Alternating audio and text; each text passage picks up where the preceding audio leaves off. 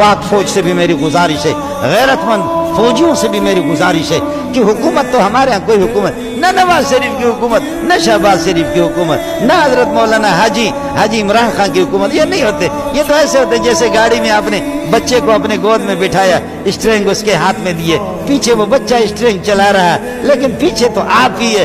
खुदा जानता है इनमें से न पीपल पार्टी की हुकूमत है, न मुस्लिम लीग की हुकूमत है, न इमरान खान की हुकूमत है। हुकूमत असल पीछे दूसरों की है। तो ये उल्लू के पट्टे इसी तरह है सारे, ये इसी तरह इनमें से कोई भी हाकिम नहीं है, टट्टू है, खिलौने है, कोई भी नहीं है। ये सारे के सारे तो खिलौने हैं।